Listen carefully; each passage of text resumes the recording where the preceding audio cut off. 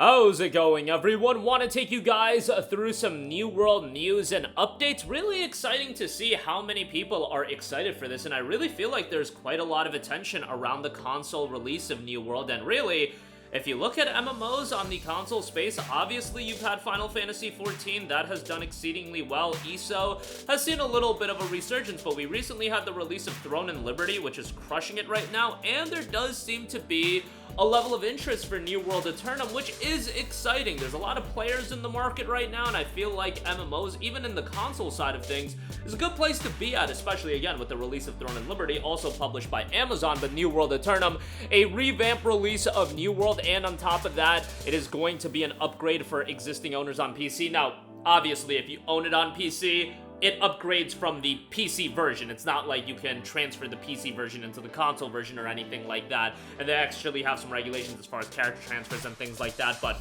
I think a lot of people are just seeing this game as Aeternum, that is, as a fresh start, which is great. October 13th, which is today, by the time you guys are watching this video, the preload may already be live on console, so if you did buy the game for your $59.99, you might be able to preload the game ahead of its October 15th release. We talked about it recently as far as launch times and everything like that, so you can go check out that video.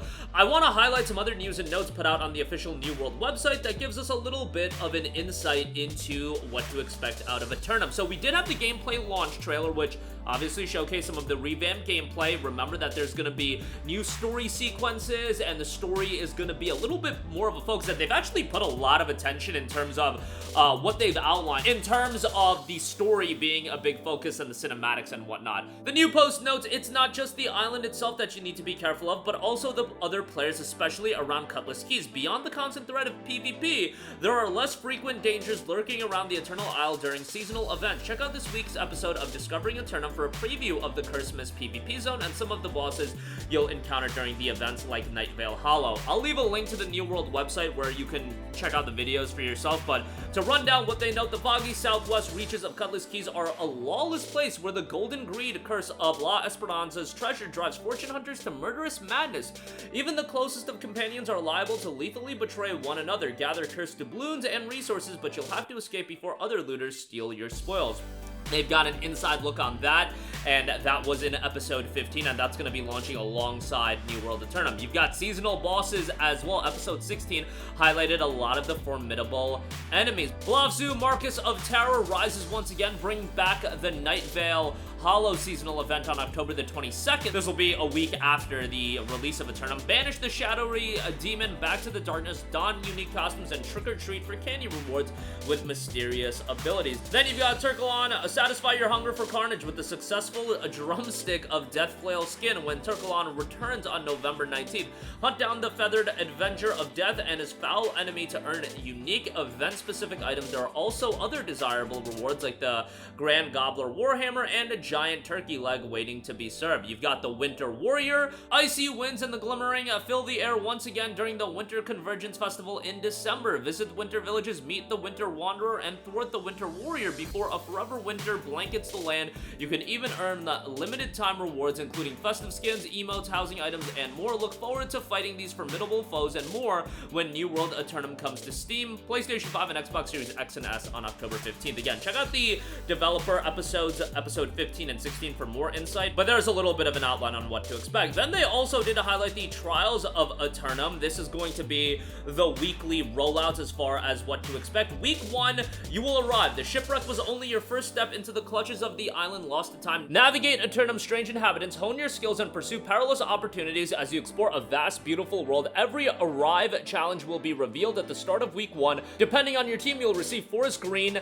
River Blue, or Mount Red. Those are divided based on the platform you play on, so they are teaming people up based on platform. Forest Green is Xbox, River Blue PlayStation, Mountain Red PC. And there will be rewards upon the completion at the end of each week. You can check out the link, we'll leave it in the description box if you want to highlight all of that. Then week 2, Survive. For all immortality, gives it a continues to take. Discover your perfect combination of weapons, abilities, and skill trees to survive the island's wild environment, and then unearth some of Aeternum's darkest secrets alongside your fellow adventurers. Every Survive challenge will be revealed at the start of week 2. Survive week challenges will be revealed on October the 22nd, and you've got a bunch of rewards with that. And then week 3, Thrive. As you piece together the lore around each bad omen, you'll better understand the troubled history of the Eternal Isle, carve your destiny, and thwart the corrupted before they drift beyond its shores. Every Thrive challenge will be revealed at the start of week 3. So they've outlined 3 weeks of rewards, and on top of the rewards, you do have the premium battle pass, which they have outlined the 100 levels for that. You can get that if you want. There will be a free battle pass as well, which you could level through. And then a little while ago, they put out a post, the Hive of Gorgons raid deep dive. This is going to be the pinnacle of endgame PvE content. When it comes to endgame PvE content in New World Aeternum, this raid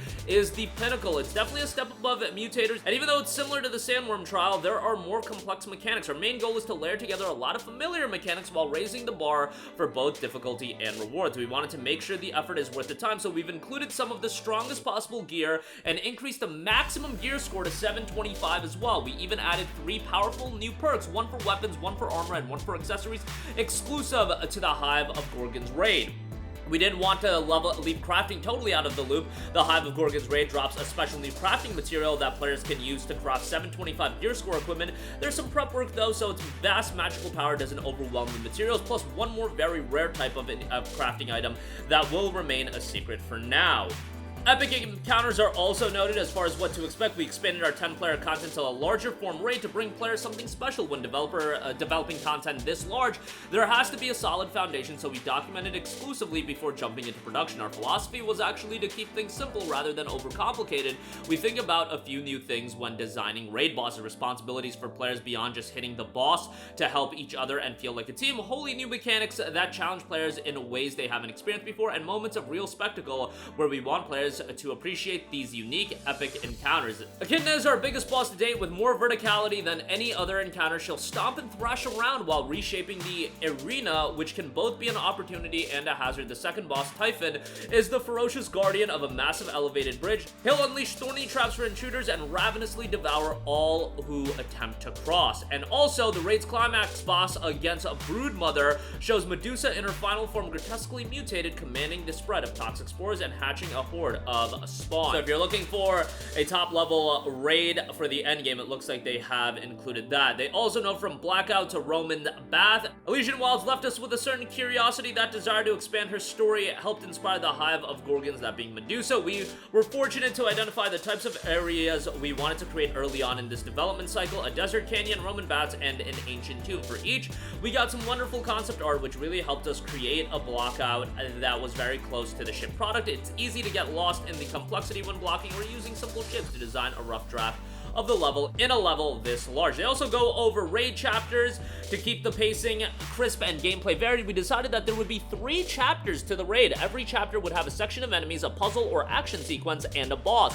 Following this formula, we were able to focus on each action sequence or puzzle without it bleeding into something else. The action sequences presented their own challenges and went through multiple iterations of playtesting and development. The main differences between our original design document and the final version were more iterative than sweeping changes. One feature we added was teleporting players who joined late to the most recent boss, and they do highlight player progression. This raid will be the next step in furthering progression and overall equipment power from the original main story quest to Brimstone Sands, Elysian Wilds, and now the revamped Cutlass Key Zone. We've continued to create content bands for players to explore as phases of their experience on Aeternum. We look forward to seeing all players react to the Hive of Gorgons when it releases on October 15th. I'll leave links to all of these articles. These are available on the official New World page. This is really where the big informational rollouts are happening. There are kind of more concise information on the Steam page, but this is where you want to go if you want to be up to date with everything. Again, by the time you guys are watching this video, chances are the preload is live on consoles. Unfortunately, on PC, it's just going to be an update that you'll be able to download come October 14th, tomorrow night, when the servers do go down as they prep for Aeternum, so be mindful of that. That'll do it for me. Let me know all of your thoughts in the comment section down below. As always, sound off there. Thank you for watching, and goodbye. Hey guys, we hope you enjoyed the video, and if you did, make sure to hit the subscribe button, and if you're already subscribed, do us a favor and hit the bell icon. This way you'll be notified whenever we post a new video. That's the best way to keep up with all of our uploads, and we usually try to upload 2 videos a day. And with the bell icon hit, you'll be notified whenever we do upload a video. As always, thanks for watching.